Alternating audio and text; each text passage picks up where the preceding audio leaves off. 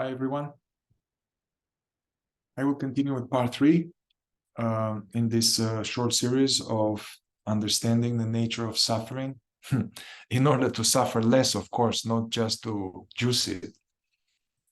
Understanding the nature of suffering and awakening and healing, the overlap and the difference between them. So, and this is part 3, part 2, part 1 before. There is some misunderstanding about healing and some misunderstanding about awakening. In order actually to heal as well as to awaken or to really go far from the point of view of realization of the truth and all of that, it hinges at some point on us having the courage, the skill, the understanding to allow unpleasant sensations, allow unpleasant feelings, to allow them, to welcome them, without trying to change them, to get rid of them, to make them better. All of these contractions in the body, knots, burning, these kind of sensations, bodily energies. These bodily energies are actually our emotional body. All the stuff we have pushed down as a kid in order to survive and to be okay. All the stuff we have pushed down due to lack of knowledge, due to some innocent trying to hang in there and to have a life. All of this stuff we push down because we haven't been taught in schools what to do with our emotions, what to do with our pain. We haven't been taught by our parents. They didn't know. So all the stuff that we push down out of a subconscious fear of feeling, we push it down, and our ancestors push it down in order to, like my father, my grandfather, they went through some really hard times, war, oppression, terrible, atrocious, painful stuff, and they didn't know, they didn't have any tools. They didn't have psychotherapy. They didn't have meditation. They didn't have Eckhart Tolle. They didn't have what we have now. They didn't have the internet to learn, hey, this is trauma and this is trapped in my body and it affects my life, and how to be with emotions, how to be with the pain body. They didn't have that. And in the divine orchestration of reality, somehow, if we don't have this thing, consciousness, like the spirit, adapts somehow, and the biocomputer adapts, that it pushes it down in order to keep going and to survive, to have a life, in order to procreate, so the species continues. But it's like resilience. We have this resilience, which is an awesome quality. As a human being, we can endure so much pain and survive and seemingly have a life, but all of this stuff that are not processed, they prevent us from having a real good life, a life where we can appreciate beauty, we can appreciate friendships, where the mind is clear, where the body is clear, where we are in touch with our authentic desires and our authentic knows. And it's not possible. So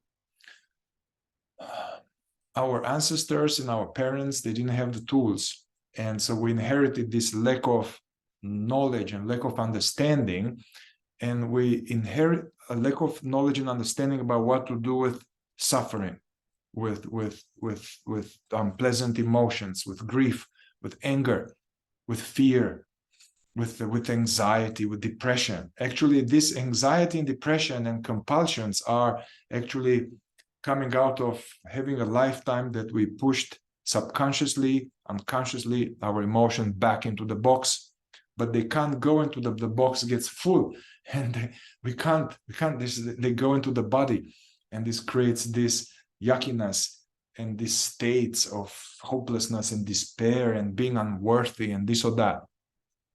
So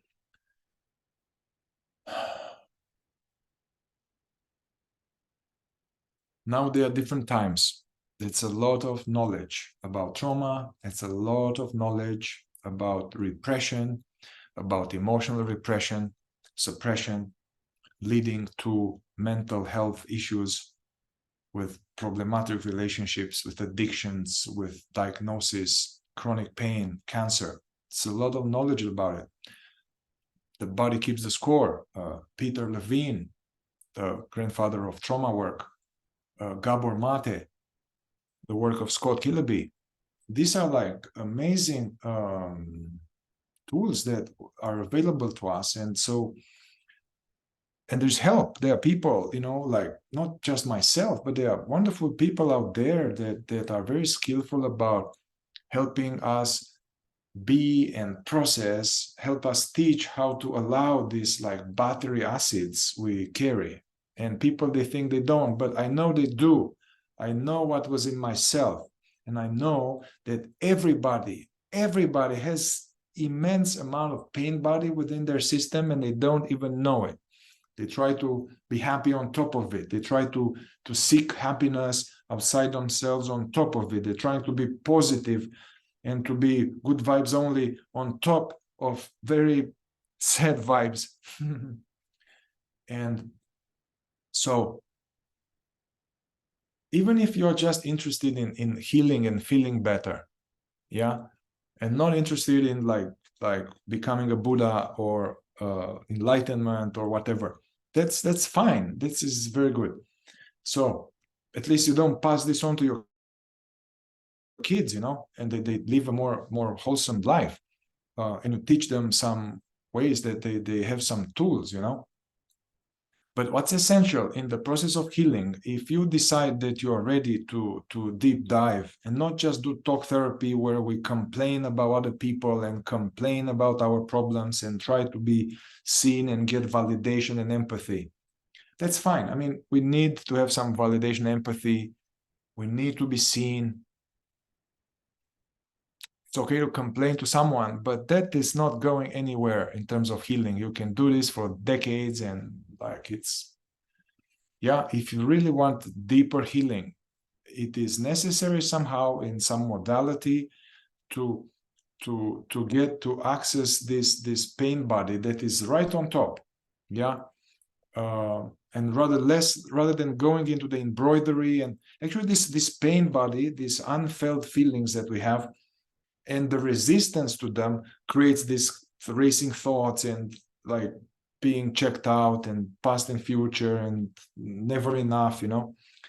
So in order to really heal, it is important to learn how to not resist and to allow unpleasant emotions, to take the burn. You got to take the burn. It's not going to kill you. You can learn to do it gradually. You can learn to do it with titration, just a little bit, and then we back out. A little bit more, and then you back out. Initially, you will need to be with someone, you know, to be like a therapist or facilitator who they know about this stuff, and so they can hold you and manage somehow your ability to take the pain body, yeah, to feel the sadness, to somebody who is not repressed themselves, some therapist or facilitator who is not afraid of feeling. Just because somebody is a psychotherapist, man, this just doesn't mean a lot. One can be a psychotherapist and be totally messed up and have deep resistance to feeling and doing the same dance, you know. So find someone that they have faced their demons, have faced their pain, and so that can help initially to And someone is there. You are not alone with it. Actually, what's difficult in childhood and what's difficult with trauma, because we don't live in a tribe anymore. Trauma is not just what happened to us, but that we've been alone with it and we couldn't share it. We just all stood inside by ourselves. So it's actually very helpful to have another nervous system there being present with this unconditional love, being with the other nervous system that is suffering. Yeah. So being held compassionately. I'm not talking about being held necessarily with embrace, although that is good sometimes. Just to be held so one can actually process heavy stuff, deep stuff, rape, abuse, neglect, abandonment, all of this bad stuff. And our system, our body mind, seemingly protects us to not feel this, because if I feel this, it's going to be too much. If I feel this, it's going to kill me. If I allow this grief, it's going to be forever. If I just allow this rage, it's going to burn everything and I'm going to kill people. If I feel this sadness, it's going to be never end. If I allow this shame, I can't work. I can't go to work. I will be devastated. I'll be lost. That's what the mind says. And it is not true, actually. If you are meeting this skillfully and actually initially helped by someone, that it allow it, it holds your inner child, so to say, and then allows these emotions. And ideally that someone will teach you how to no longer suppress and repress your emotions, and how to enhance this ability to no longer just live in the head, disconnecting from this, and somebody teaches you how to be more mindful, more aware, and be aware of the inner body. And the more conscious you are, actually, guys, the more awake you become. It's not going to get like, yay, it's all wonderful, like it's all, yes, yummy. No, the more conscious you are, the more your pain body, your subconscious knows that you are ready to face this stuff, man. So the more it's going to bring you more assignments on your desk. Stuff like buried stuff, old stuff, when you were 4 years old and somebody scared you, when you were shamed and bullied, all these things that you forgot, all the grief you didn't feel because you were busy, because you were like afraid. Yeah. So the more we do inner work, the more actually some more past pain comes up. But then it all comes in order to be released. Actually we are releasing it. It leaves us. So then basically the body gets much more clear, man. So in order to heal, you need to feel. And this is in a regular psychotherapy. It says that, like, hey, you need to consent to the fact that as you begin this thing, you're going to start to feel worse before you start to feel better. And yeah, so there's misunderstanding about healing, is that, oh, we go to someone is going to do something, and some ritual, or these days in a new age culture or pseudo shamanic culture, you go to someone and it's going to do some hypnosis or some shamanic clearing or some energy clearing or some body work or some psychedelic journey, and then you are being be cured and it's all be good, one shot. No, this is bullshit. This doesn't work like that. And it's just, so it will take some time for this. It comes like our cloth, our inner body, our subconscious, our energy body. It's like a cloth that's been crusted with stains that have been dried up. So healing, it will be like gradually no longer being afraid of these things, and getting support and getting tools to welcome and allow these things without being totally hijacked by them and devoured by them. And each time we do this, we bring this loving, compassionate, welcoming presence to these emotions, and we no longer resist them. Actually, we give now permission to a subconscious to heal. We can't, to heal by things are coming up first. They have to come up first. Yeah. But, I'm talking now more like theoretically. It's more complex than that. Yeah. So you can't just watch this YouTube and do it. Though I have a lot of guided processing meditations there using KI style that can help process a lot of stuff. And anyway, so that's why also for somebody that is interested in awakening now, awakening consciousness, the truth, that's even more important, because the more conscious you are, the more aware you become, the more mindful you are, and you are not rejecting the inner body, the more stuff will come. And it's going to be unpleasant. It's going to be years of some unpleasantness, yeah? But the unpleasantness is connected to the fact that we resist what is. We resist unpleasantness, and then we have double unpleasantness. So it's a very essential ingredient on a healing path, an awakening path, to learn how to welcome unpleasant emotions, energies, feelings in awareness, and to feel it consciously without necessarily going into the head. It's hard, so you need some help initially. This usually goes into the head. I have some unpleasantness, but then I'm still half aware of it. There's resistance to it. It goes into the head with a story like poor me and them and this and that. That's actually off-gassing. It's the pain body going into the head because it is not met as an emotion. Ultimately, we need to meet both, to be aware both of the painful negative thoughts and really be aware of them, as well as allow these buried feelings, existential fears, sadness, loss, hatred, all that we have. We have a lot of stuff in there, guys. I'm promising you. I've seen it. I've tasted it. I've seen it every day with people, helping them to be more awake so that they can and learn the ability to face and allow the pain body. And in this way, it diminishes. It's not just to be tortured, or I'm like some kind of dark therapist. No, this is going to, there's the path of freedom. It needs to come and it goes out. And then actually you'll have less. And the more you do it, the more you get confidence in your ability to not be afraid of any feeling. Because any feeling that came, no matter how atrocious, if you allow it finally, it goes and it's gone. And you remain. You were not there for the feeling. No. This presence is what we are. It's dormant usually. So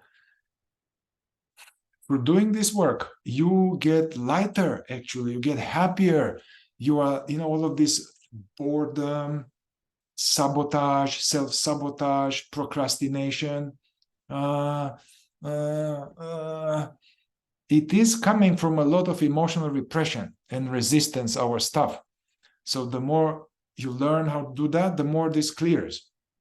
I saw on YouTube recently, like there was some big dam somewhere that was at the concrete. There was vaulted somehow, and the water didn't flow for like 30 years or something. And then there was a moment when they opened that after 30 years.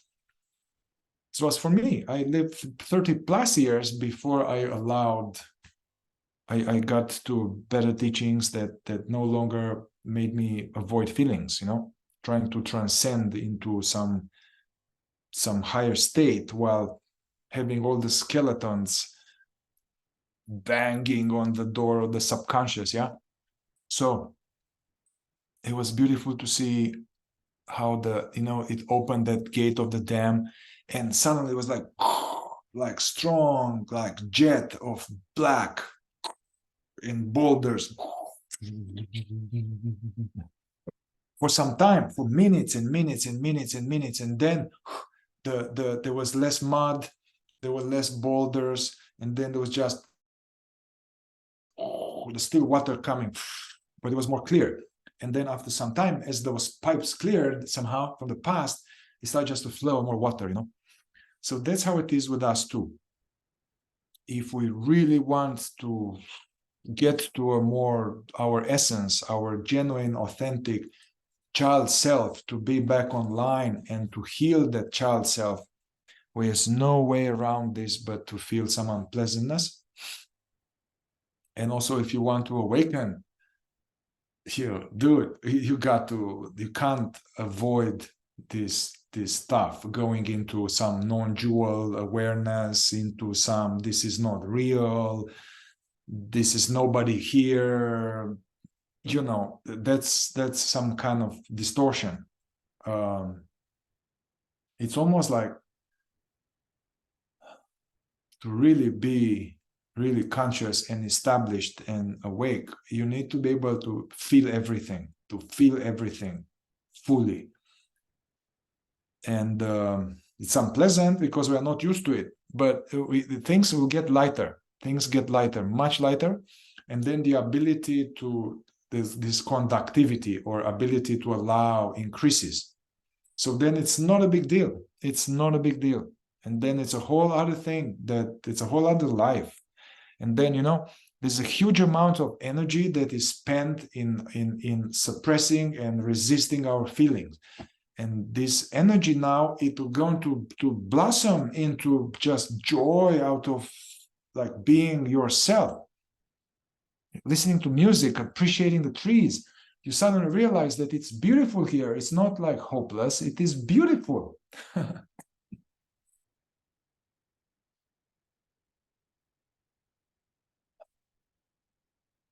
I was much more like controlled, repressed. I had to plan everything I would do. I tried to look good, to be in control. Everybody liked me. This is like fucking stressful, man. And it's like, it creates ultimately this like seriosity, guardedness, fakeness, boredom, desire to escape in drugs. All right, Siri, thanks for your help. My phone started talking to me. All right. Coming back to traps. All right, so there's some misunderstanding about healing. This toxic positivity, to try to be positive, being positive all the time. Be happy, be joy, reach to positive feeling thoughts. It comes a little bit to this law of attraction teachings, connect a little bit to the Abraham teachings, but other teachings as well. There's a lot of truth in the the teachings of Abraham Hicks teachings, the laws of manifestation. There's a lot of truth that I'm not going to go into it. I have videos about that.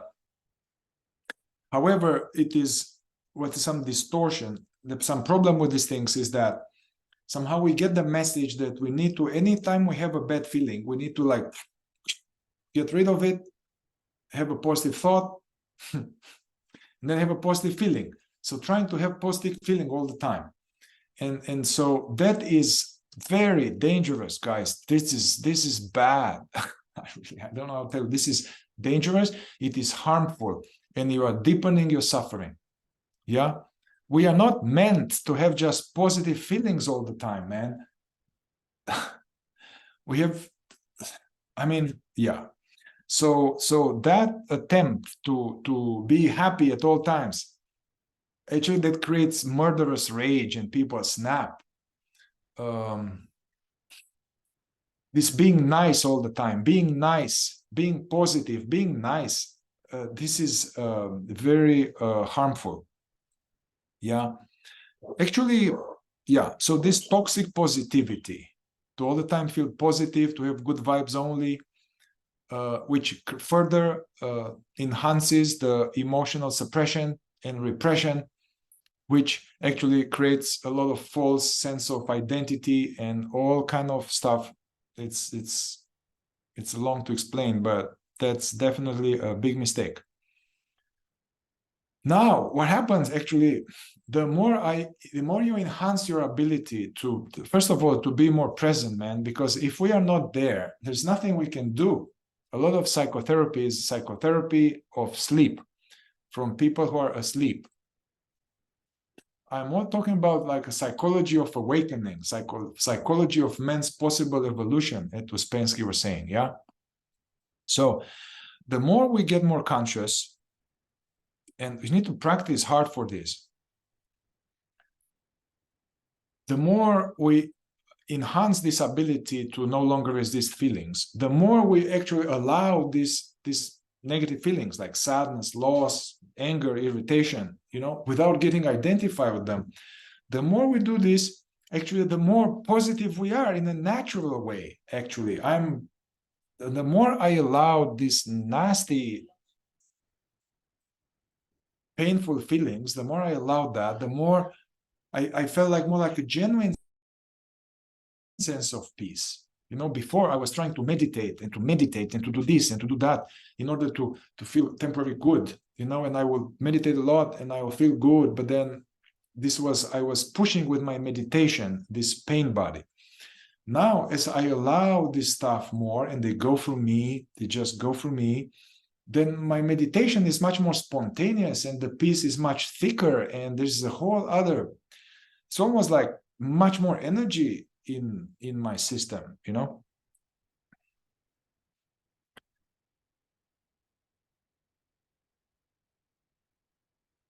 Another trap is this, still connected to the laws of attraction and manifestation, is that, like, hey, yes, it is true indeed that what we hold in mind tends to manifest. And if you believe and you fantasize about negative shit and problems and worries, it's very likely you are going to keep attracting things like that, because that's what we are magnetizing. Our mind is like it's an aspect of our divine being, and it creates consciously or unconsciously. So if we are tuning into negative thoughts and feelings all day, we are going to keep attracting kind of negative situations and perpetuate our sense that life sucks and I'm not good enough or whatever. So there's truth about that, and it is therefore they recommend us to switch to a positive feeling thought. But actually, as I said, that just represses the stuff. Another thing is that with this manifestation teaching, the some of them are really diluted and hijacked by the ego, the imaginary sense of me who is unhappy and have a sense of lack, and the ego wants to be happy, and then the ego has this distortion that I'm going to get happy if I get this car or this fame or this money or this company or this success or this woman, this man, this recognition. So we're going to chase this. Yeah, we're going to chase this to finally be whole. I'm going to have this, if I have this full bank account and this house and whatever, I'm going to be whole and I'll be happy and at peace. Yeah. Some of these manifestation teachings, they use that, they are juicing that. So they are talking to the ego, saying that, hey, man, you can just have whatever you want. You can have this, you can have that, and you can have this, and then you're going to have abundant life. It's going to be wonderful. And we go for it. But, I used to do this. I want to manifest all kind of stuff, and I did manifest. But ultimately, I wasn't happy. It wasn't real happiness. It wasn't real peace, So the problem is that these teachings, they are kind of inviting us to seek fulfillment in the wrong direction, actually, for stuff. So actually, it's fine to do that. It's very likely not going to work so well. But if it does work, you will see, some of us have stronger manifestation power and this or that, but you will see almost everybody, they get this and they get that, they get this, but it's still not enough. There's still the sense of lack here, So if we really want real happiness or real sense of inner stability and inner sense of harmony and sense of okayness, and like, yes, I'm okay and life is good and I'm here for a purpose. All of these are from within. We need to go within, get more aware, more awake, start process some of our wounds, traumas, pain body, deficiency stories, repression. And underneath there is the deep reservoir of wisdom, of knowingness, of intuition, of creativity. We are all like a flower on a tree of God. We are all emanation of one, the Tao, of one reality. So we are underneath this indoctrination, ignorance, the ego. There is our Buddha nature, our true nature that is in it. There is innate in it. It's peace and wisdom, and yeah.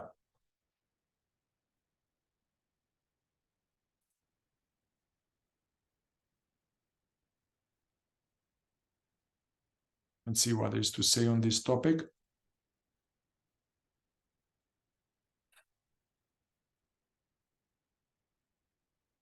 Well, so what I recommend, either if you want deep healing or if you want awakening, that will include healing. And all of them will include, we need to face some demons and face some pains and hurts and stuff. Yours and our ancestors, they are stored in us. So in order to do that, I recommend a double line of work, so to say. Do this enhancing this presence, this being teachings. Yeah, all this like mindfulness, presence, meditation, but much more than that. It's like more like to like this Eckhart Tolle is a kind of explains very well in a very simple way what's necessary, to be more present to the present, to be more aware. We jumpstart this quality of being more aware, more present, and no longer being identified with thoughts, feelings, sensations, with we start to catch the lies we tell ourselves. We start to catch these voices that say, you're not good enough, you are such a piece of shit, you'll never amount to anything. If we are asleep, then these voices are me, right? So we start to catch them and we wake up. Yeah, if we are more aware, then we have some options. If we are unaware, we have no options. So I encourage this, going into spiritual teachings like Dzogchen, Advaita, non-duality, but not a radical non-duality, not the new Advaita. Stay away from it. I'll explain later. Meditation, Buddhism, fourth way, other things like that. Do that. That will cover the being part. You need to be more conscious, more aware, actually, in order to do work. As Gurdjieff would say, no work can be done in sleep. No healing can be done in sleep. I mean, a little healing can be done, but not deep. So go along this is why I call this my modality, circle of being, somatic shadow work. So first there's the being aspect, enhancing the being aspect. This is one avenue. But then we need to do the more like the processing aspect, to bring awareness to our subconscious, to learn how to process our pain body through somatic psychotherapy, through Hakomi, through killer bee inquiries, through very skillful and integrous psychedelic assisted work. All of this will help. Yeah. We need both. You need both. If you just do the being stuff and the transcendence, you are going to go and you will have some results. You are going to have some results. Your life will be better, but you have a cap on it.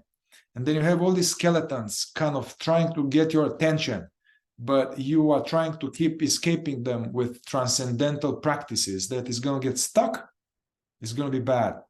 I done it.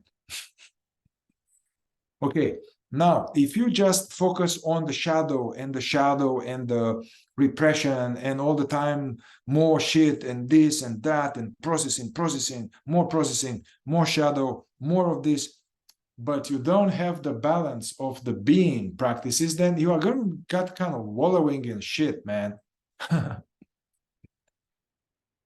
So a balancing of going to the darkness, feeling the pain consciously, bringing the skeletons to the surface, but also cultivating more light and presence and this or that. Yeah, that's what I recommend, marrying the two. Yeah. So if you're interested in that, feel free to check out. I have a lot of videos in this YouTube channel covering both aspects and more. And also I'm starting to do this fourth way module very soon, this Saturday, that I find to be a very useful foundational map for awakening work that includes healing. And see anything else? I'm just saying this for you. If you resonate with Mihai and all of that, it's not for me, it's for you. I've made all these mistakes with partial knowledge, distortion, stumbling, seeking, combining them. And it took a long time, and now I'm content, and I'm still going further. I'm continuing, but dude, I wish there was somebody like Mihai to tell me when I was young, to be like, dude, listen, watch these videos. Another thing is that you can't do this alone. You can't just, watch YouTube Non-Duality or stuff on YouTube and like you are going to heal and awaken. They are not going to do that. So just you need working with someone, or you need some group, like-minded people, a group. We are meant to be in a tribe. So a meaningful sangha, like like-minded individuals that are on a healing path or an awakening path. You need that. It's you can't do this alone. So that's what I have. May this benefit you, and feel free to make any questions or comments. Reach out.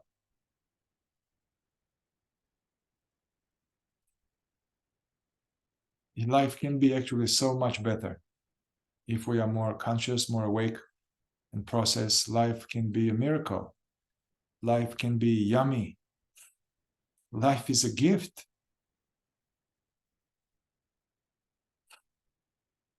All right. All the best on your path.